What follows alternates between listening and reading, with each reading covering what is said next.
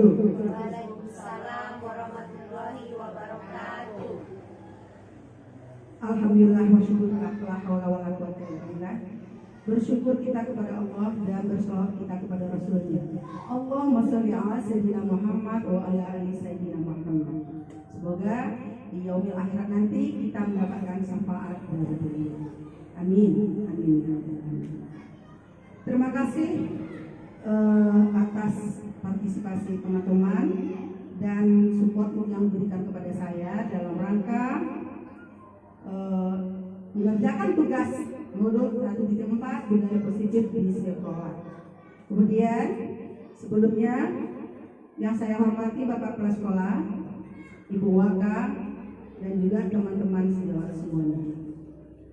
Sebelum kita memulai kegiatan kita, marilah sejenak kita menundukkan kepala, memohon kepada Allah agar diberikan kemudahan dan manfaat dari kegiatan kita nanti. Berdoa dimulai.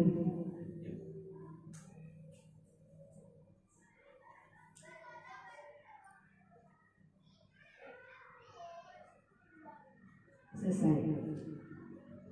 Baiklah, teman-teman semuanya.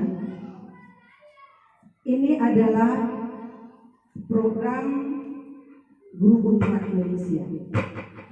Kami masih dinyatakan sebagai calon guru penggerak karena masih dalam proses kegiatan melaksanakan pendidikan selama lebih kurang 9 bulan.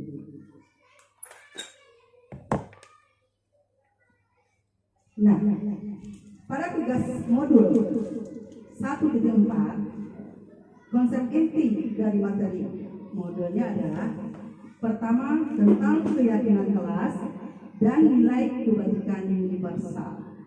Yang kedua, 5 kebutuhan dasar manusia. Yang ketiga, segitiga restitusi. Yang keempat, 5 posisi kontrol restitusi. Nah, tentunya ibu-ibu semuanya ingin tahu apa yang melatar belakangi kami CPP untuk melakukan aksi nyata di sekolah tentang budaya positif itu. Nah, latar belakangnya adalah memenuhi kebutuhan tugas yang diberikan dari BGP. Nah, inilah salah satu profil dari keyakinan kelas dari kelas 3 yang sudah saya upload ke LMS kemarin. Ini tampilan luarnya saya ambil dari Canva. Bagaimana menurut Bapak Ibu, apakah tampilannya bagus? Alhamdulillah. Mana apanya aplausnya? Terima kasih. Aplaus yang diberikan itu merupakan sebuah motivasi, penyemangat yang luar biasa bagi saya. Terima kasih atas aplaus yang diberikan. Selanjutnya, ini adalah latar belakang yang mendasari kegiatan budaya positif itu mesti kita lakukan di sekolah. Budaya positif bertujuan membentuk disiplin positif di lingkungan sekolah. Hal yang mendasari saya melakukan tindakan ini adalah untuk mewujudkan murid dengan karakter pelajar profil Pancasila melalui penerapan budaya positif dengan membentuk keyakinan kelas. Keyakinan kelas yang berisi nilai kebajikan universal dengan melibatkan murid untuk membentuk keyakinan kelas. Mereka diharapkan termotivasi secara intrinsik untuk sadar dan bertanggung jawab melaksanakan keyakinan kelas. Murid tidak sekedar melaksanakan keyakinan kelas untuk menghindari sebuah hukuman, melainkan memiliki pemahaman akan manfaat melaksanakan keyakinan kelas untuk dirinya sendiri maupun orang lain. Keyakinan kelas berisi nilai-nilai kebajikan yang bisa dilaksanakan di lingkungan sekolah. Berikutnya, tentang keyakinan kelas. Tentunya kita membuat keyakinan kelas itu memiliki tujuan. Nah, untuk tujuannya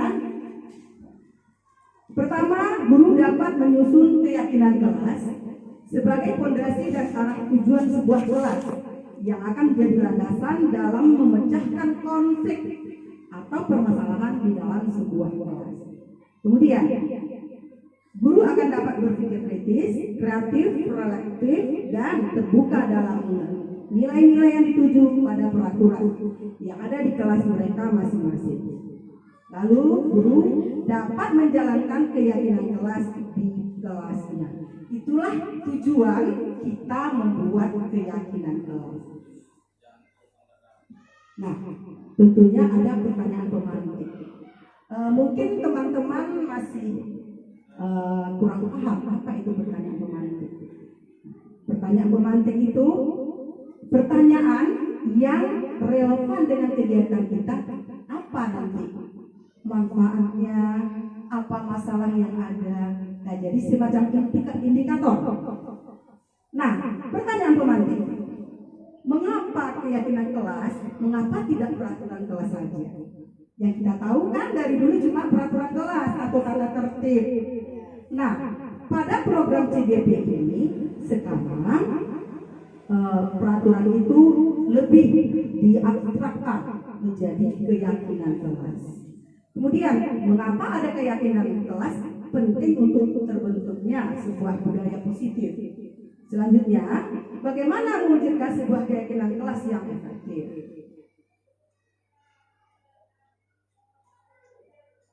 Nah, ini tentang keyakinan kelas dan nilai kebajikan universal. Seperti kita lihat, nilai-nilai kebajikan universal meliputi hal-hal seperti keadilan, tanggung jawab, kejujuran, bersyukur, lurus hati, berprinsip, integritas, kasih sayang, rajin, komitmen, percaya diri, kesabaran, dan masih banyak lagi yang lainnya. Kemudian, budi pekerti universal itu adalah nilai-nilai yang dapat diterima oleh setiap insan di dunia dan yang membawa kita pada perdamaian, kerukunan, dan kebahagiaan. Maksudnya, nilai itu kita percaya, kita yakini semuanya. Contohnya, kalau tidak ada peperangan, pasti damai. Kita yakin kan? Pasti kita mempercayai. Tapi nilai itu perdamaian. Nah, menjaga stabilitas regional, menjaga stabilitas internasional untuk perdamaian, sehingga menciptakan kerukunan hidup. Lalu nilai-nilai keselamatan atau kesehatan adalah nilai-nilai kebajikan universal yang disepakati secara tersirat dan tersurat, lepas dari latar belakang suku, negara, bahasa maupun agama. Maksudnya, nilai-nilai tadi kita bentuk dari sebuah kesepakatan. Kita sepakati bersama, baik secara tersurat maupun tersirat. Kalau yang tersurat bisa, pamannya setelah dibuat keyakinan kelasnya kita tempel di dinding. Nah, kalau yang tersirat mungkin kita sudah meyakini semua, tidak perlu kita tuliskan. Contohnya, tidak menyinggung perasaan orang lain, karena efeknya kan merusak hubungan. Nah, jadi untuk keyakinan merupakan sesuatu yang kita anggap benar. Kita yakin, kita merasa oh ini benar. Karena ada dasar atau alasan yang benar-benar kita pahami. Akan tetapi belum tentu benar menurut orang lain. Yang kita yakin itu belum tentu benar menurut orang lain. Makanya dibuatlah kesepakatan.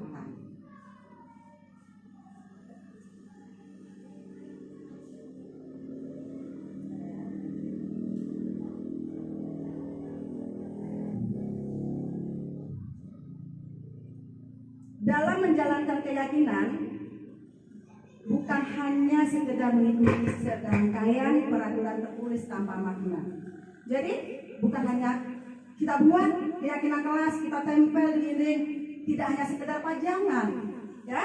Akan tetapi akan diambil nilai-nilai kebajikannya itu, diterapkan, dibiasakan, pembiasaan budi pekerti. Nah, keyakinan kelas adalah suatu aturan yang berdasarkan kesepakatan kelas dan nilai kebaikan universal yang diputuskan melalui musyawarah.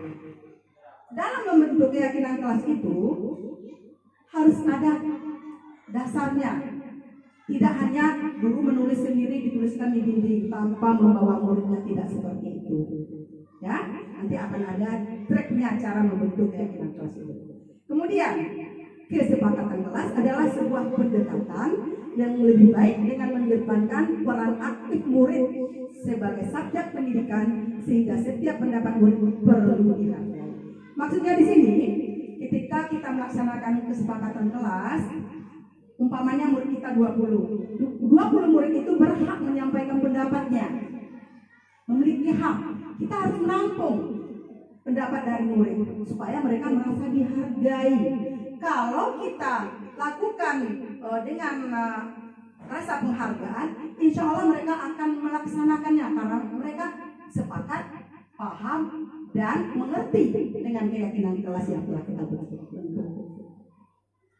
Nah, tadi ada di pertanyaan pemantik, mengapa keyakinan kelas? Mengapa tidak peraturan kelas saja?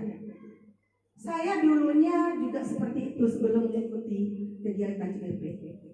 Saya merasa aneh, kok ada keyakinan kelas? Yang tahu saya dari saya sekolah sampai sebelum CGP itu hanya peraturan kelas, tata tertib kelas. Untuk sekolah pun seperti itu peraturan, belum keyakinan kelas. Nah, jawabannya keyakinan kelas itu bersifat lebih abstrak daripada peraturan yang lebih rinci dan konkret. Maksudnya di sini keyakinan kelas itu tidak menjurus seperti peraturan. Kalau peraturan jangan buang sampah sembarangan, itu kan sudah rinci. Kalau untuk keyakinan kelas, bahasanya redaksi kata-katanya itu dihaluskan, umpamanya buanglah sampah pada tempatnya.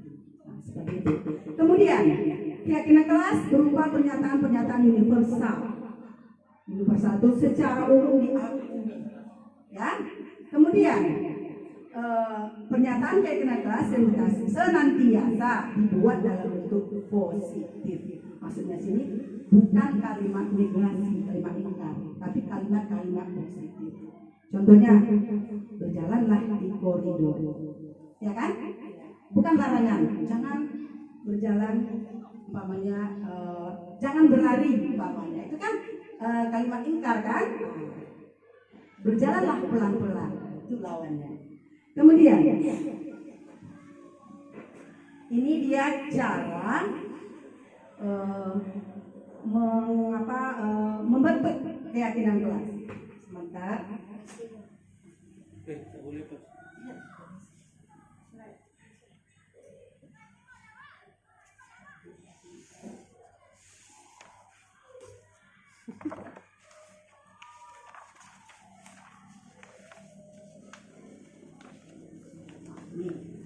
Prosedurnya, prosedur pembentukan keyakinan kelas.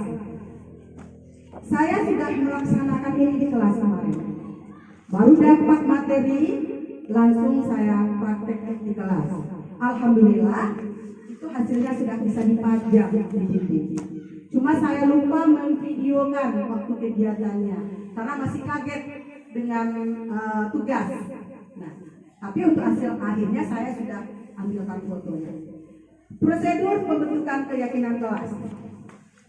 Pertama, mempersilakan murid-murid di kelas untuk bercurah pendapat tentang peraturan yang perlu disepakati di kelas.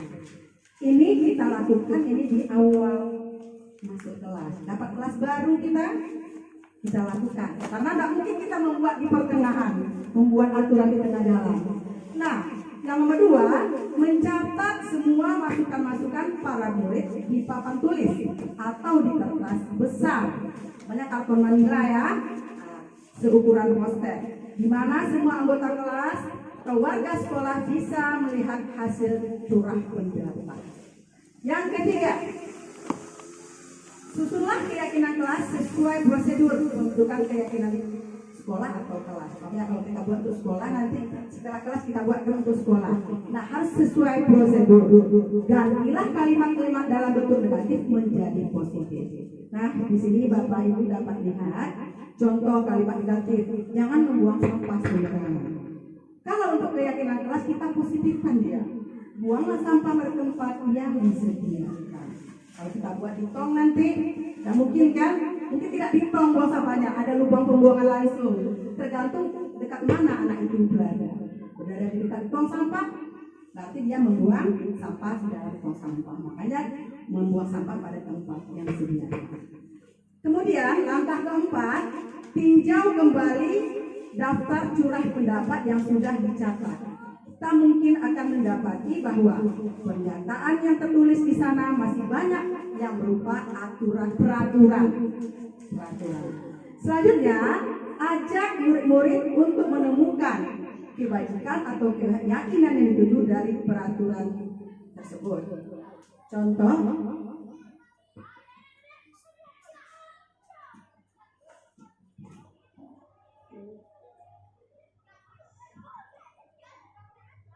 yang kelima, tinjau ulang keyakinan kelas secara bersama-sama. Setelah kita buat kesepakatan, ditampung semua pendapat murid tentang keyakinan yang akan kita bentuk, kemudian kita tinjau ulang, kita kumpulkan. Mungkin ada yang kata-katanya berbeda, tapi tujuannya sama, hasilnya akan sama. Perlu kita alokasikan ke tempat-tempat yang relevan. Seharusnya setelah beberapa peraturan telah disatukan menjadi beberapa keyakinan, maka jumlah butir pernyataan keyakinan akan berkurang. Ya kan? Umpamanya murid kita 20, berarti ada 20 pendapat. Kemudian kita kumpulkan. Ada 5 anak sama pendapatnya, ada 3 anak sama pendapatnya. Setelah kita kumpulkan, kita bilang, maka akan berkurang dia peraturan itu. Nah, itulah nanti yang kita permanis bahasanya. Kita maklumlah lagi di SD kita ya, yang di kelas rendah bahasanya masih kaku mungkin, kita perhalus bahasanya. Gurulah yang di sini yang berperan menggiring anak untuk membentuk redaksi kata-kata baru, mudah dipahami anak dan mudah dilaksanakan mereka. Kemudian sebaiknya keyakinan kelas itu tidak terlalu banyak, bisa berkisar antara 3 atau 7 prinsip keyakinan. Hal ini dikarenakan kalau terlalu banyak anak bingung, lupa dia dengan aturan, jadi lupa dia dengan keyakinan kelasnya. Contohnya di kelas 1 cukup 5 kalau betul-betul yang urgent sesuai dengan kelasnya, kalau terlaksanakan lebih bagus daripada 10 hanya berupa cerita atau teori saja. Kemudian yang keenam, setelah keyakinan kelas selesai dibuat, maka semua warga kelas dipersilakan meninjau ulang dan menyetujui. Nah, di sini kita menjalankan demokrasi. Setelah dibentuk bersama-sama, ditinjau ulang, direvisi mana ada yang salah. Kemudian disepakati sebelum istilahnya ketok palu. Nah, ketika kesepakatan selesai, keyakinan kelas sudah terbentuk, anak-anak harus menandatangani lembar paling bawahnya. Nanti itu bisa dilihat di kelas 3 tuh, 19 anak menandatangani. Termasuk guru bidang studi boleh ke kelas sekolah karena dia kadang-kadang berkunjung ke kelas. Tapi menyetujui. Kemudian keyakinan kelas yang telah kita percantik tadi bisa kita pajang di dinding kelas yang mudah terlihat, mudah dibaca. Buatlah semudah mungkin. Nah, ini dia keyakinan kelas yang ada di kelas 3 bagi guru bidang studi. Kalau memperhatikan itu nampak. Setelah dibentuk, Ulfatul Hasanah sekretarisnya, kemudian ketua kelasnya adalah Pak Sakira. Nah, saya giring mereka menyusunnya lagi. Nah, tugas guru untuk merapikan kegiatan ini. Seharusnya bisa lebih cantik lagi kan? Nah, mungkin karena keterbatasan saya selaku guru kelas, saya berbuat aja dulu. Jika ada kritikan dari pihak-pihak lain, saya terima. Karena seharusnya kita memberikan yang tercantik untuk kelas kita, yang terbaik. Kemudian kita lihat dari wajah-wajah mereka, kelihatan muka yang smart, semangat. Karena mereka yang membentuknya, bukan guru yang membentuk, berasal dari murid. Ini hanya untuk mewakili aja. Nah, keyakinan kelas. Ini dia keyakinan kelas yang saya bentuk kanva. Dan tadi tulisan tangannya. Berdoa sebelum dan sesudah belajar dengan khusyuk. Saya biasakan. Kita tahu anak murid kita kalau berdoa itu sambilan, sambil buka tas, sambil cerita, pokoknya ambil. Ajari anak dengan kata khusyuk sesuai dengan agama kita. Kita larikan keimanan. Kalau kita berdoa tidak khusyuk, apa mungkin didengar Tuhan? Diijabah doa kita. Kalau didengar pasti didengar karena Allah Maha mendengar. Tapi ijabah belum tahu. Bisa kita giring anak seperti itu. Mungkin kita buat seperti ini. Seandainya kamu minta uang sambil lari-lari, mamanya sambil ngantuk-ngantuk, dikasih nggak sama orang tuamu? Nah, bisa contoh-contoh lainnya ya. Kalau benar-benar kita khusyuk dalam arti kan sesungguhnya bersungguh-sungguh. Nah, makanya saya di kelas 3 itu menekankan berdoa sebelum dan sesudah belajar dengan khusyuk. Alhamdulillah sekarang mereka tidak bergerak-gerak lagi. Ketika sudah saya nyanyikan tepuk 1 jari, tepuk 2 jari, tepuk 3 jari, tepuk 4 jari, tepuk 5 jari, berbunyi semua. Ibu-ibu boleh sambil bertepuk. 1, 2, 3, ayo siapkan kelasnya. Nah, anak-anak kan siap.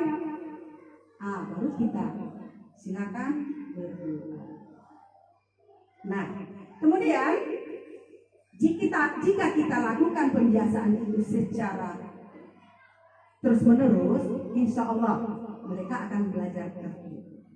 Kemudian memiliki peralatan yang lengkap. Ini untuk kemandirian.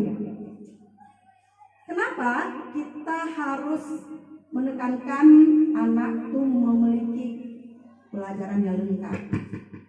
Supaya nanti dalam kegiatan proses belajar mengajar tidak terganggu teman. Pinjam penghapus, pinjam pensil, pinjam pensil. Ada kalanya pinjam jika betul-betul terlupa. Boleh, karena kita bukan makhluk sempurna, ya kan? Tapi dengan adanya keyakinan kelas, mereka akan lebih ingat. Kita pesankan malam hari siapkan peralatannya. Jangan tunggu besok paginya. Kemudian menulis dengan tulisan yang rapi, indah dan bersih. Tekankan tulisan rapi, indah dan bersih. Biasakan di kelas manapun. Kita tengok sekarang anak-anak kalau sudah menulis itu suka-suka hati. Ya. EYD-nya sudah tidak bisa kita benarkan lagi. Tugas kita sebagai guru untuk mengingatkan mereka, menuntun mereka menjadi anak yang memiliki tulisan yang rapi. Hasilnya nanti ketika mereka dewasa mereka akan merasa bahagia, senang. Kalau sudah di SMA tidak ada lagi kata menuntun rapi-rapi seperti itu karena remaja. Lebih banyak instruksi, ya. Kalau kita di SD, kita lebih banyak betul-betul menuntun. Kemudian, selalu mengerjakan tugas yang diberikan guru. Kita lihat ya, siapa yang bikin PR? Lupa bu. Kalau kita disepakati, ingat ya, jangan pulang nanti ingat kesepakatan kelas kita ya. Kalau ada PR kan, nomor berapa kesepakatan kelas kita tentang PR? Nah, bisa tanya sama anak, jangan lupa besok ya. Kemudian menjaga kebersihan diri kelas dan sekolah. Untuk kebersihan diri, Setiap pagi kita berbaris masuk kelas, sudah kita laksanakan bersama ya satu sekolahan. Periksa kuku, periksa gigi menjelang masuk sekolah. Nah, terbiasa, setiap hari balik terbiasa. Insya Allah mereka akan menjadi pribadi yang bersih. Kemudian membiasakan antri, baik berbicara, izin keluar kelas dan ketika mengumpulkan tugas. Ada nggak anak-anak ibu di kelas yang lain teman-teman ini? Istilahnya betul-betul, tak keluar kawannya baru dia izin lagi. Kira-kira bagaimana? Berebutan kan? Izin 1, izin 3 orang. Permisi bu, keluar 1, yang lain sekarang keluar. Kadang-kadang kita guru asik menilai, nggak tahu anaknya kemana. Nah, jadi kita kasih dia hambatan di sini. Membiasakan antri. Bicara pun seperti itu. Selesai temannya ngomong, baru kamu ya giliran kita. Mana ibu dengar kalau semuanya ngomong seperti itu kira-kira ya. Kemudian mengutamakan sikap jujur dan berkata baik. Sekarang kita tengok masalah kejujuran, perkataan baik itu sudah mulai luntur. Anak-anak mengikuti apa yang dia lihat di YouTube, bahasa-bahasa yang kurang kita. Enaklah kurang enak, tapi kita mungkin tak tahu artinya. Contohnya anjing, apa itu? Saya pikir anjing. Seperti itu. Jadi mulai kita tata anak kita, mumpung masih di SD. Kemudian untuk kejujuran, ketika kita memeriksa tugas anak, mungkin bukan tulisan dia, ya kan? Atau masalah jajan, sakit perutnya. Kita harus menggali sampai anak itu menyatakan bahwa dia itu salah jajan. Tapi kita tidak menghukum anak. Kemudian menjaga hubungan baik dengan guru dan teman. Di sini menjaga hubungan baik ini praktek budaya positifnya. Kemudian ini untuk kelas 1. Setiap anggota kelas perlu belajar. Betul lah. Kalau kita ke peraturan kan tidak seperti ini bunyinya. Setiap anggota kelas perlu senang. Setiap anggota kelas perlu melakukan tugas. Ini bahasa untuk anak kelas 1. Setiap anggota kelas perlu saling menghargai. Setiap anggota kelas perlu merasa aman, itu isinya tertutup ya. Keyakinan kelas selalu berpositif. Untuk kelas 5 selalu bersikap positif, senantiasa menjadi diri terbaik. Senantiasa menjadi diri terbaik. Jadi anak tuh jangan nanti dia merasa MC dalam pergaulan. Kalau dia sudah merasa dirinya terbaik, dia akan yakin bersemangat untuk mengikuti kegiatan. Kemudian percaya dan menghormati orang lain serta barang miliknya. Maksudnya di sini dia mengakui punya orang tuh nggak sembarang kita pakai, harus izin kita. Ya kan? Percaya dan menghormati orang lain serta barang miliknya. Bukan hanya orang aja kita hormati, barang yang punya teman juga harus kita hormati. Ya caranya tadi itulah, kalau mau pakai pinjam dulu, izin dulu sama yang punya. Kemudian senantiasa membantu. Ini bu contoh yang di kelas 5 untuk keyakinan kelas. Bahasanya ringkas, kemudian menghindari kalimat negasi, kalimat negatif. Nah, pemantik ketiga, mengapa adanya keyakinan kelas penting untuk terbentuknya sebuah budaya yang positif? Tentu adalah alasannya.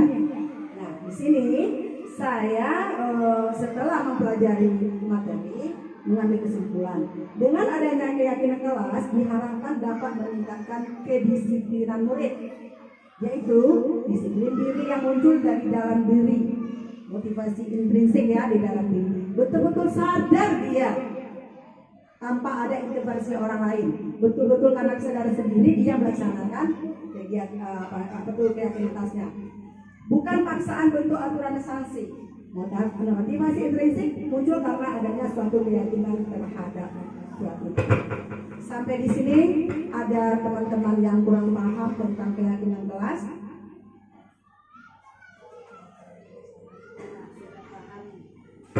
Alhamdulillah. Ya, bergeser sedikit dari peraturan, ya. Ya.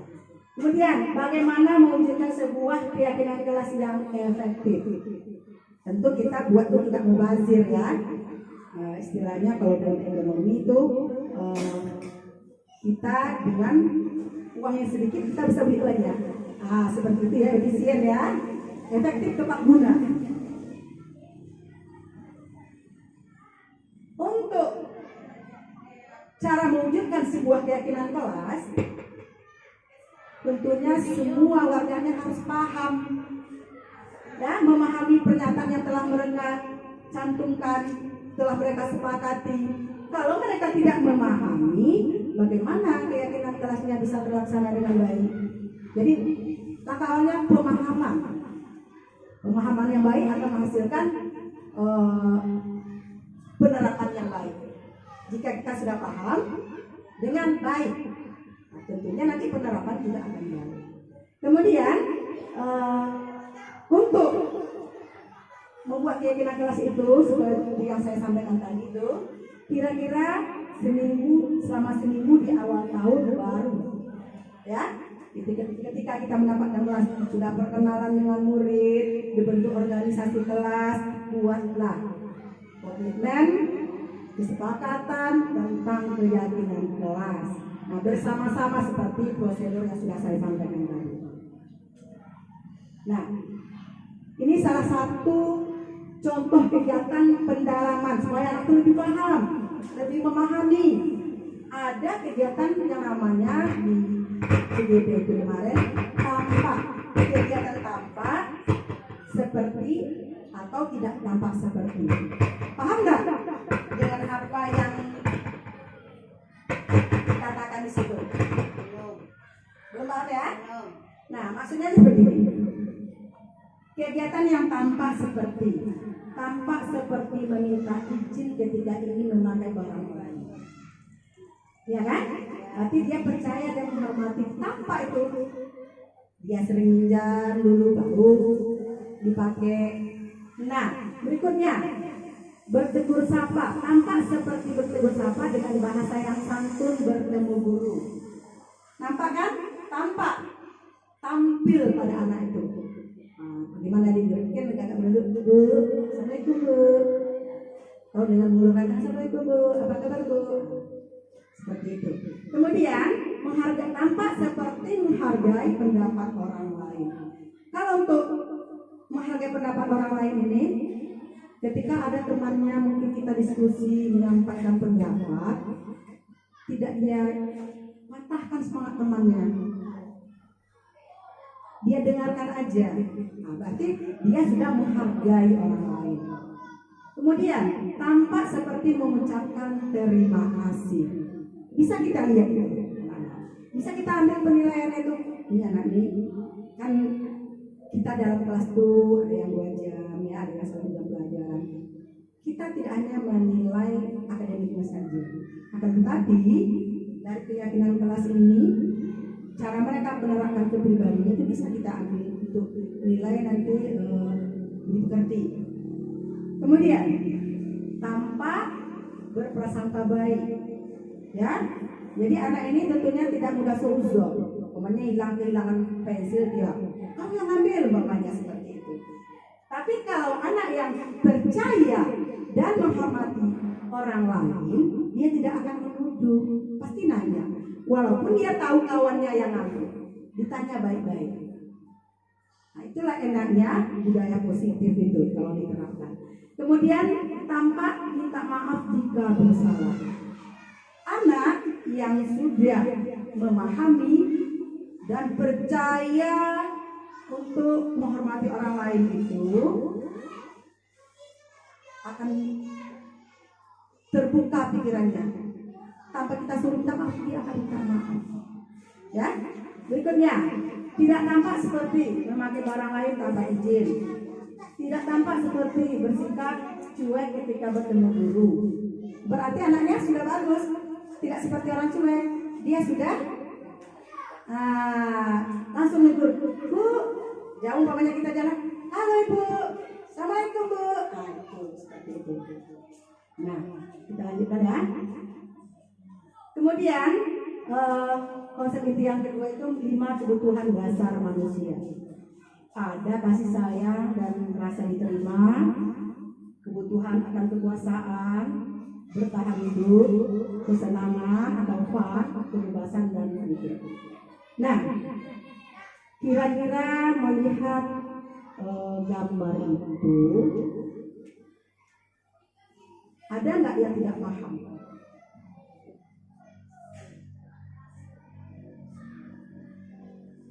Yang paling utama kita tuh kebutuhan dasar kita adalah bertahan hidup. Makanya di tengah, pusat ya, sentralnya. Nah, ini kalau bertahan itu, hidup itu, istilahnya bagaimana usahanya untuk tidak dilemahkan, ya kan? Dengan kebutuhan makannya, minumnya, anak yang rajin sarapan, rajin dia memelihara jajan yang baik, maka dia akan sehat. Nah, itu cara bertahan hidupnya. Kalau untuk kasih sayang dan rasa diterima, berarti kita semua butuh, apalagi anak-anak, ya butuh. Mungkin dengan elusan, datang kita ada anak mulu-mulu, ini kenapa ya? Kita berikan kasih sayang. Kemudian kesenangan, anak tidak hanya kita ajar 1+1 sama dengan 2, atau bacalah, tulislah, kerjakan, akan tetapi anak juga butuh kesenangan. Mungkin kita ajarkan learning by doing, ya. Mungkin dia menulis sambil nyanyi-nyanyi, silakan. Dan pentingnya tidak berisik, tidak mengganggu teman yang lain. Berikutnya, untuk kekuasaan. Ini biasanya ketua kelas yang megang kekuasaan ya, atau ada yang paling baga istilah kita ya. Nah itu kebutuhan hidupnya tentang kekuasaan untuk menguasai orang lain. Namanya jadi leader dalam permainan, ketua tim. Nah itu dia. Kemudian untuk kebebasan, itulah anak juga butuh kebebasan. Jangan disuruh duduk terus di situ, putar-putar tempat duduknya tuh, kita ganti-ganti. Mungkin hari ini, bulan ini dia di pojok sana, bulan depannya sana. Nanti dia diberi kebebasan supaya tidak jenuh. Atau, Bu, ini ada menggambar, Bu. Boleh, Bu, gambarnya sama, tapi kita bikin yang besar, kita yang bikin yang kecil. Gambarnya 1, kita bikin 3. Nah, boleh. Jadi anak-anak tuh bebas berkreasi. Yang penting topi ajar kita tidak lari. Umpamanya kita menggambar, membuat dekoratif, motif batik umpamanya. Motif batik itu kan banyak, tidak perlu kita patok yang ada di buku. Silakan kamu pelajari. Lihat contoh, kamu boleh membuat yang lain yang kamu tahu. Umpamanya dari baju, dari sarung ya, dari sampul buku seperti itu. Berarti kita memberikan anak kebebasan. Nah, jika kita memberikan kebebasan, maka akan terciptalah merdeka belajar. Pada dalam zaman dulu kita kan satu kegiatan itu harus sama semuanya. Ditentukan guru, harus warna ini, harus ini, harus ini. Ya kan? Biarkan mereka berkreasi.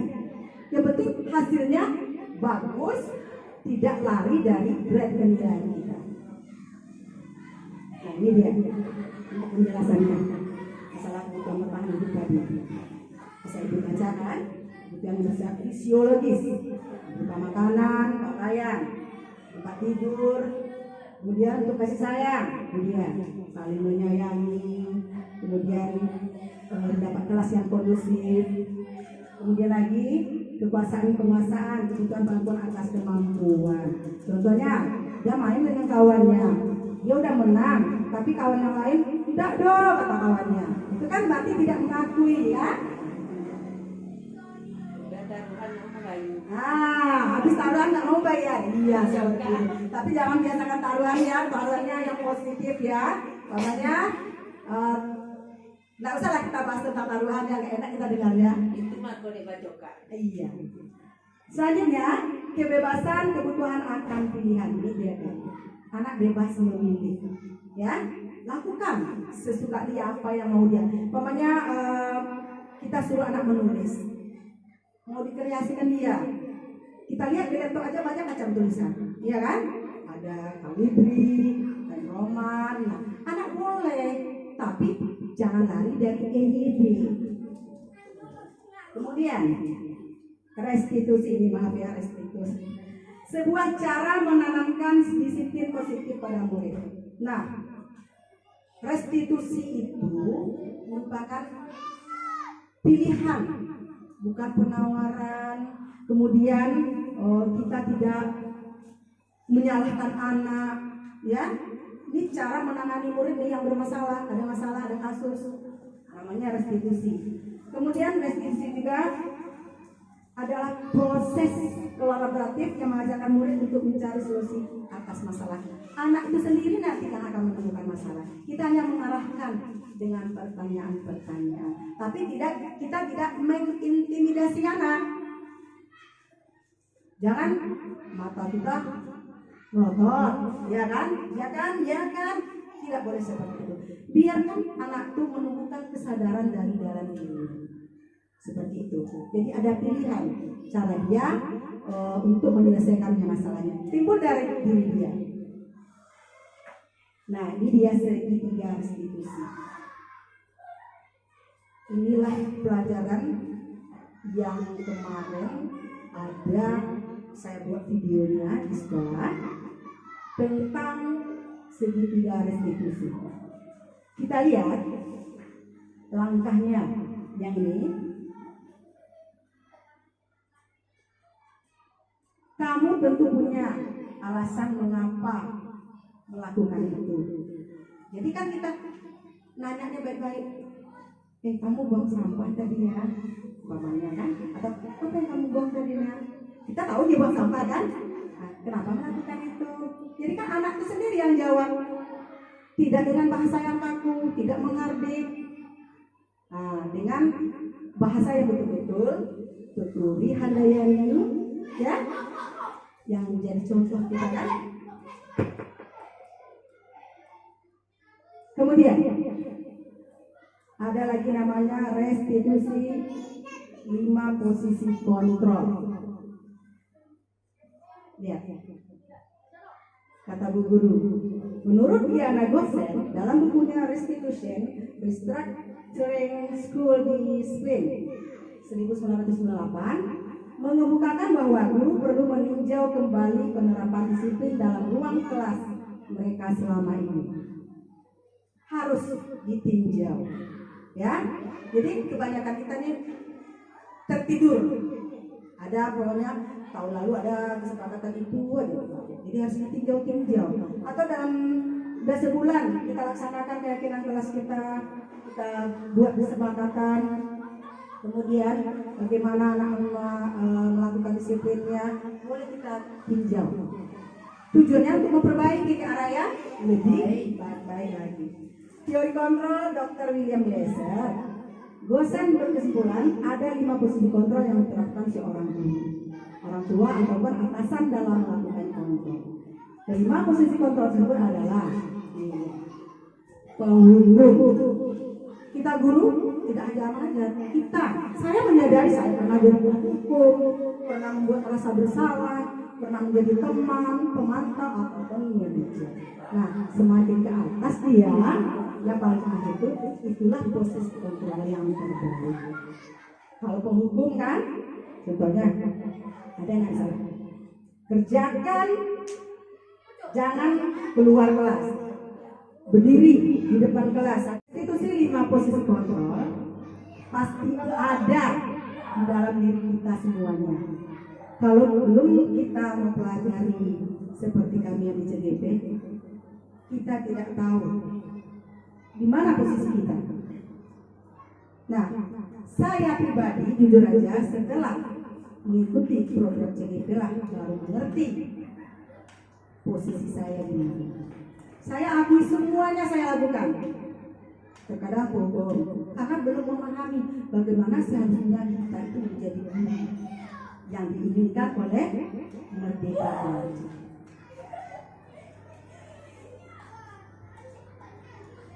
Kita ngulangi tadi ya. Kemudian nah, untuk yang ini, restitusi membantu murid menjadi lebih memiliki tujuan disiplin positif dan memulihkan dirinya setelah berbuat salah. Bukan untuk menebus kesalahan, namun untuk belajar dari kesalahan. Restitusi adalah tawaran, bukan paksaan, melainkan menuntun anak untuk melihat ke dalam diri. Bagus kan?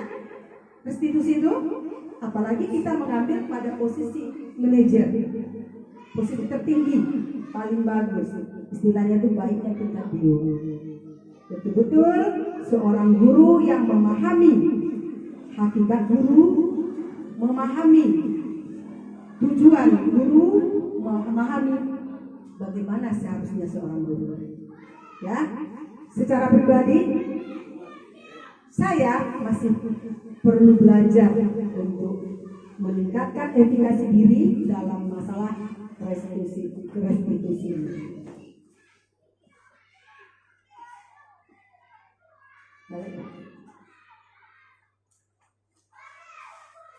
Oke, ini dia 5 ya penghukum. Ini identitasnya gagal.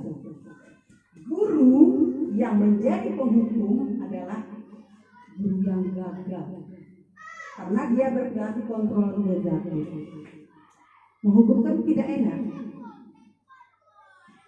Tidak ada menghukum itu membahagiakan jiwa. Nah, kemudian gurunya berbuat mungkin menghardik, menunjuk-nunjuk, menyindir. Kamu, gara-gara kamu satu kelas tidak belajar. Sekarang berdiri di depan kelas. Sejak kita SD dulu pernah dulu satu bangku kita. Itu peninggalan zaman kolonial. Untuk sekarang tidak dibolehkan lagi. Kemudian gurunya akan berkata, kalau kamu tidak melakukannya, saya akan apa kata guru?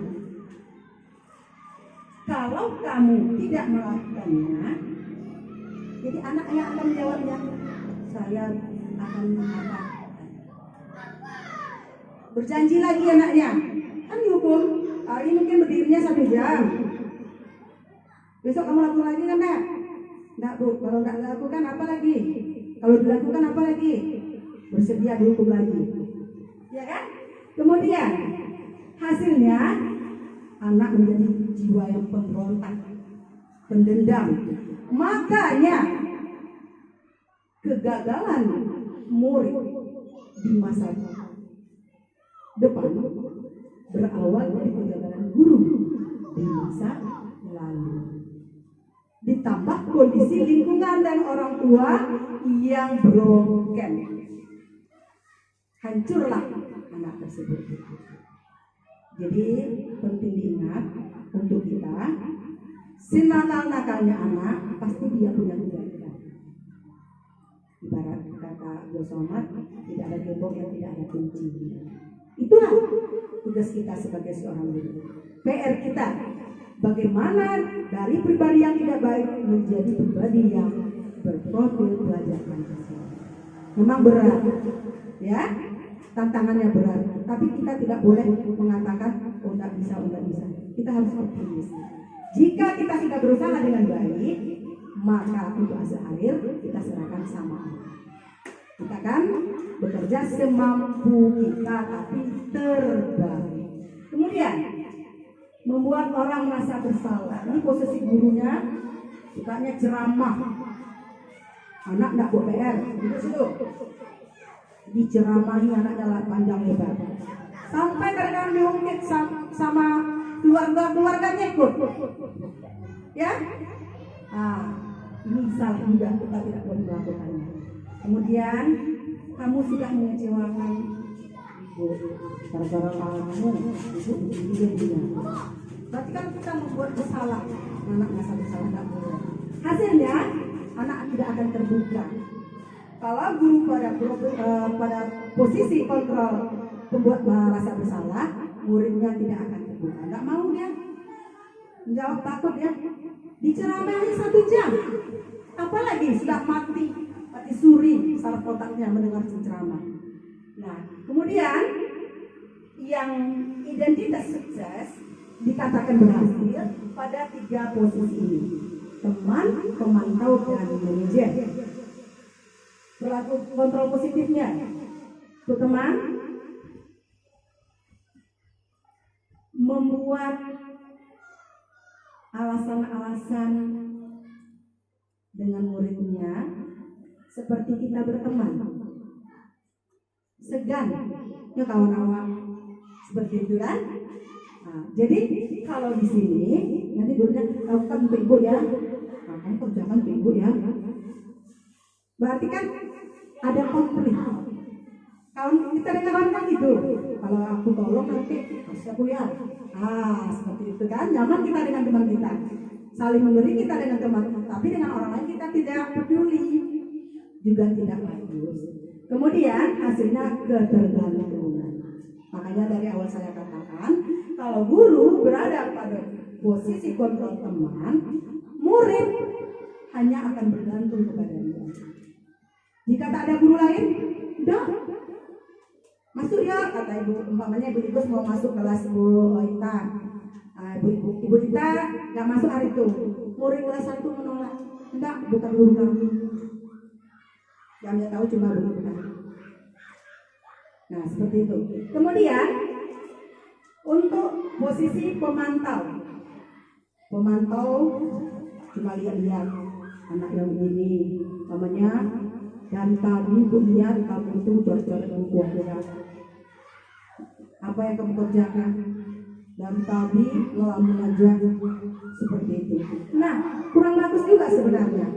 Karena walaupun tujuannya bagus, dipantau kegiatan anak, bahasanya kaku. Itu ngapain aja dari tadi tuh? Cerita-cerita aja. Kan memantau aja. Nah, seharusnya dia akan membuat penyesuaian, menyesuaikan, ya, menyesuaikan kondisi kelasnya, umpamanya kan memantau. Kalau anaknya lagi termenung, pakai bahasa halus. Ada apa? Kok diam aja? Kira-kira kan dia memantau tetapi bahasanya halus. Kemudian posisi terbaik adalah pada posisi kontrol manajer. Guru berbuat, mengajukan pertanyaan-pertanyaan guru. Kemudian apa yang kamu lakukan jika kamu yakin kalau membuang sampah sembarangan itu merusak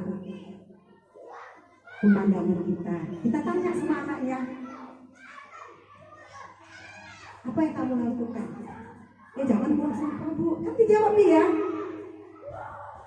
Jangan kita yang memberikan jawaban ke anak, kita hanya menanyakan pertanyaan mandiri. Anak yang akan mengeluarkan isi hatinya.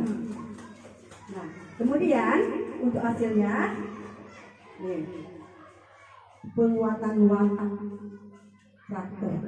Jika guru pada posisi kontrol guru manajer, muridnya insya Allah menjadi murid yang cekatan, terampil, kritis, ya. Pokoknya sudah bisa dikatakan sebagian atau keseluruhan dari nilai dari program Pancasila itu akan tergambar jika kita melakukan kontrol manajer.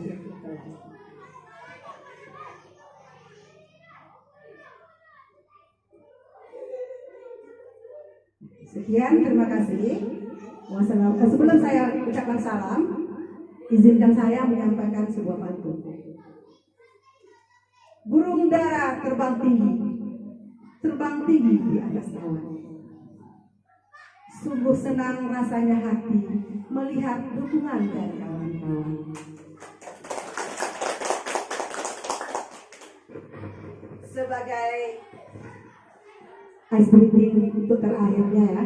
Kita tidak ada lakukan di awal. Sekarang coba kita lakukan namanya mindfulness. Mari kita pejamkan mata kita. Taruh tangannya di paha. Bayangkan sesuatu yang indah sesuai dengan profesi kita sebagai seorang guru. Tarik napas dalam-dalam. Lepaskan pelan-pelan. Rasakan hangatnya udara yang keluar dari hidung. Pikirkan seperti apa kelas impian yang akan kita bentuk nanti setelah pengibasan implementasi dari budaya positif modul 1.4 program calon guru penggerak dari saya. Kemudian tarik nafas dalam-dalam, goyang-goyangkan bahunya, ulangi sekali lagi, dan silakan buka mata. Setelah kegiatan ini, apa yang teman-teman rasakan dengan kegiatan saya di program calon guru penggerak dan aksi nyata yang telah saya buat di sekolah? Kira-kira bagaimana? Apakah menambah wawasan atau bagaimana? Bu Enti, tolong Bu. Apa saja yang lain? Siapa yang mau? Pokoknya kan tidak susah. Saya merasa terinspirasi, saya merasa bangga dengan adanya kegiatan ini banyak efek positifnya. Siapa yang mau? Silakan menyampaikan. Atau nanti kita putus ya, kita sambung dengan video baru nanti ya. Oke. Demikian dari saya. Mohon maaf atas kesalahan. Hanya seginilah kemampuan saya baru dalam menimba ilmu dan memberikan pengibasan di sekolah kita. Semoga apa yang kita lakukan hari ini diberkahi Allah, dijadikan ilmu bermakna sehingga kita semua sama-sama bisa menerapkan budaya positif, membentuk keyakinan kelas dan materi yang tadi yang saya sampaikan. Bersyukur kepada Allah dan mengucapkan alhamdulillahirobbilalamin. Billahi taufiq wal hidayah. Assalamualaikum warahmatullahi wabarakatuh.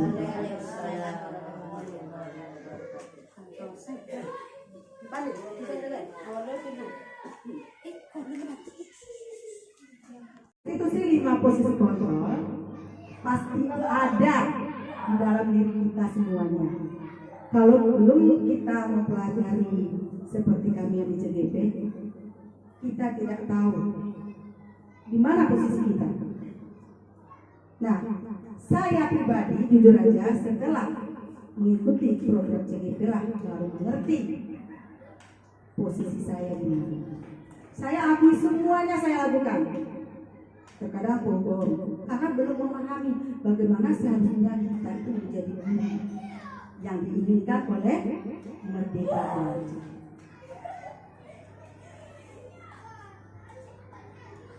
Kita ulangi tadi ya. Kemudian nah, untuk yang ini restitusi membantu murid menjadi lebih memiliki tujuan disiplin positif dan memulihkan dirinya setelah berbuat salah. Bukan untuk menebus kesalahan, namun untuk belajar dari kesalahan. Restitusi adalah tawaran, bukan paksaan, melainkan menuntun anak untuk melihat ke dalam diri. Bagus kan? Restitusi itu, apalagi kita mengambil pada posisi manajer, posisi tertinggi, paling bagus. Istilahnya itu baiknya tingkat bio.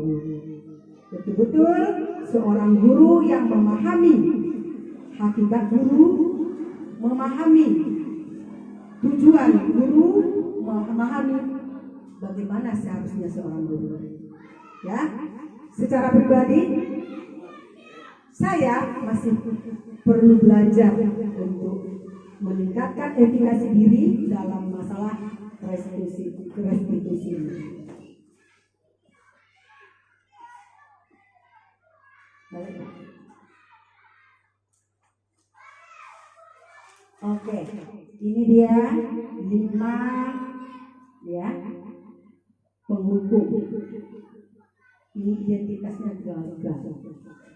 Guru yang menjadi penghukum adalah guru yang gagal, karena dia berarti kontrol negatif. Menghukum kan tidak enak.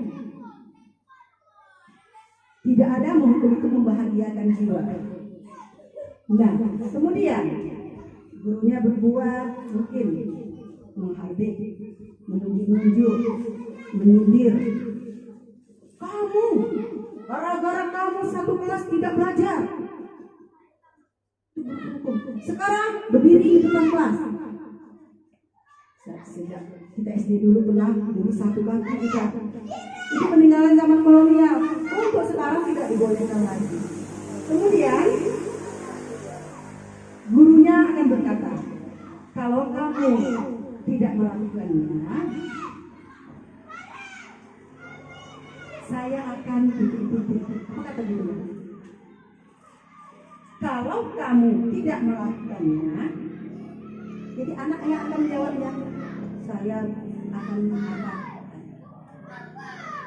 Berjanji lagi anaknya, kan dihukum. Hari ini mungkin berdirinya 1 jam. Besok kamu lakukan lagi kan, Nak? Enggak, Bu. Kalau enggak dilakukan apa lagi? Kalau dilakukan apa lagi? Bersedia dihukum lagi. Ya kan? Kemudian hasilnya anak menjadi jiwa yang pemberontak, pendendam. Makanya kegagalan murid di masa depan berawal dari kegagalan guru di masa lalu.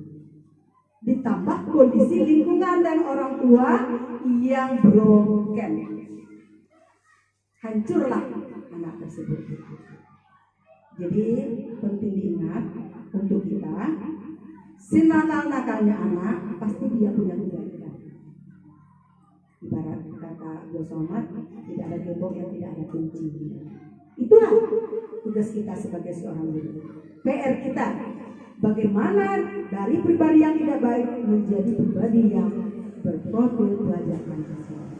Memang berat, ya, tantangannya berat. Tapi kita tidak boleh mengatakan, oh tidak bisa, oh tidak bisa. Kita harus optimis. Jika kita sudah berusaha dengan baik, maka untuk hasil akhir kita serahkan sama Allah. Kita kan bekerja semampu kita, tapi terbaik. Kemudian membuat orang merasa bersalah. Ini posisi gurunya sukanya ceramah.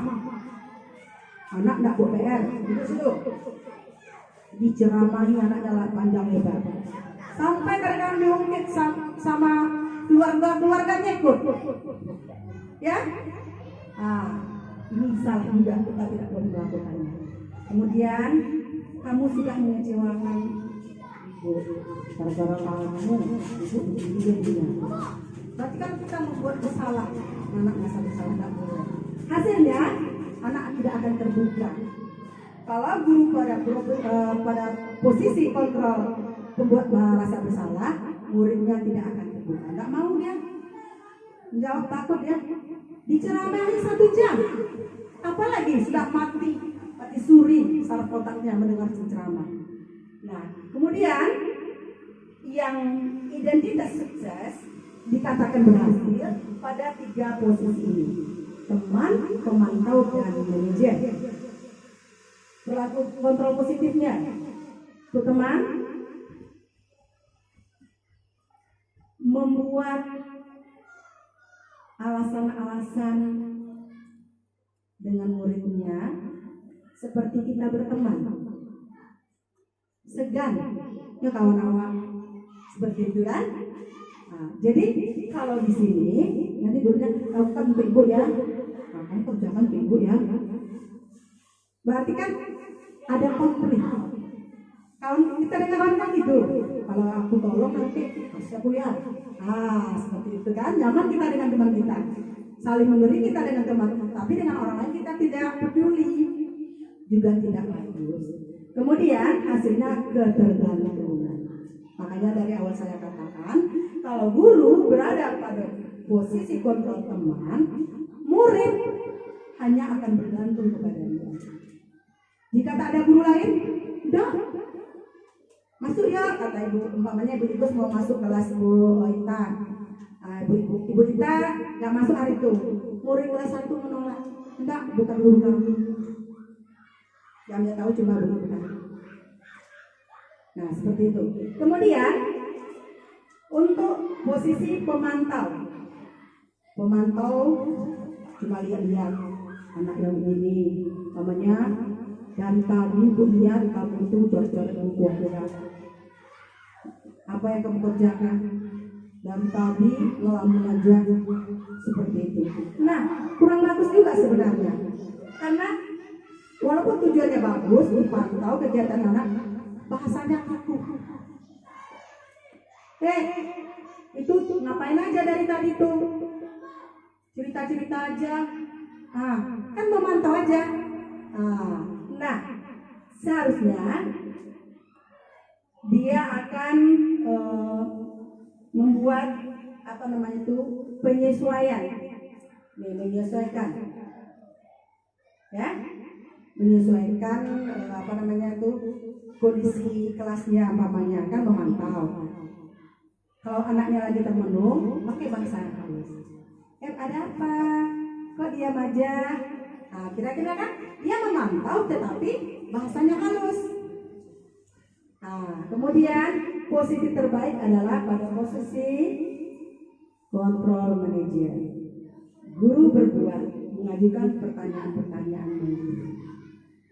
Kemudian apa yang kamu lakukan jika kamu yakin kalau membuang sampah sembarangan itu merusak pemandangan kita? Kita tanya sama anaknya, apa yang kamu lakukan? Jangan buang sampah Bu, kan dijawab dia. Jangan kita yang memberikan jawaban ke anak, kita hanya menanyakan pertanyaan mengiring. Anak yang akan mengeluarkan isi hatinya. Nah, kemudian untuk hasilnya, penguatan watak karakter. Jika guru pada posisi kontrol guru manajer, muridnya insya Allah menjadi murid yang cekatan, terampil, kritis, ya. Pokoknya sudah bisa dikatakan sebagian atau keseluruhan dari nilai dari program Pancasila itu akan tergambar jika kita melakukan kontrol manajer.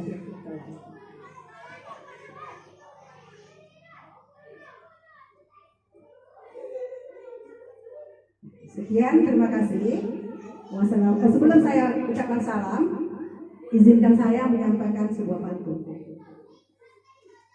Burung dara terbang tinggi di atas awan. Sungguh senang rasanya hati melihat dukungan dari kawan-kawan.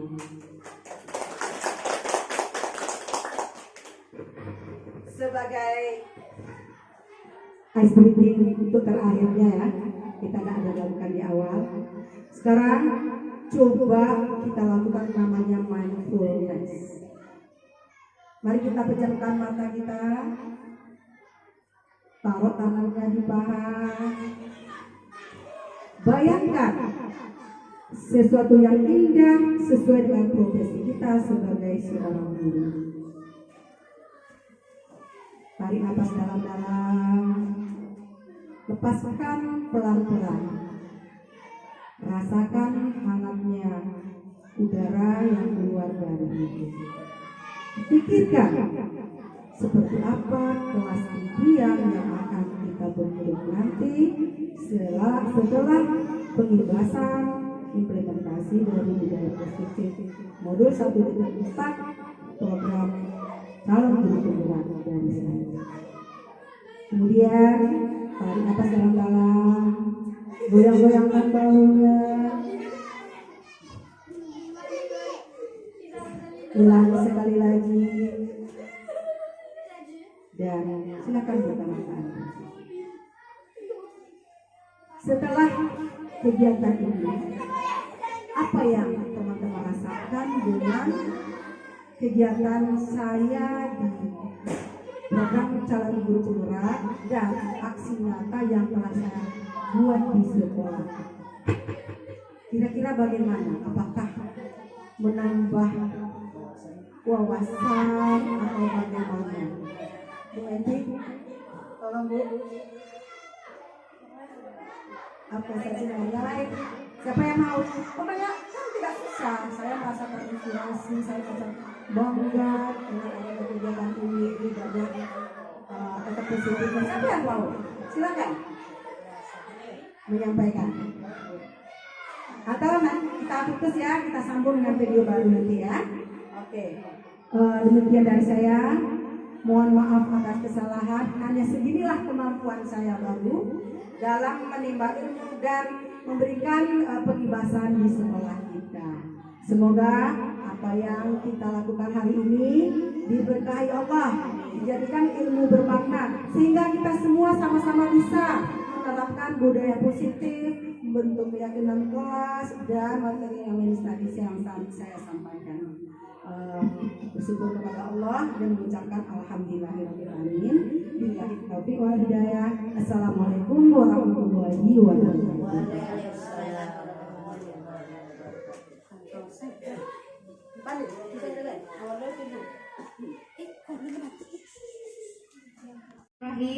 Assalamualaikum warahmatullahi wabarakatuh. Waalaikumsalam warahmatullahi wabarakatuh. Terima kasih saya ucapkan kepada teman-teman semua karena telah memberikan saya kesempatan untuk memberikan tanggapan maupun respon pada kegiatan aksi nyata yang dilakukan oleh CGP Ibu Juli Notalia. Melihat aksi nyata Ibu Juli Notalia tadi, saya sangat terinspirasi sekali untuk membentuk dan menerapkan keyakinan kelas di kelas saya dan menerapkan posisi kontrol manajer. Sekian, terima kasih. Assalamualaikum warahmatullahi wabarakatuh.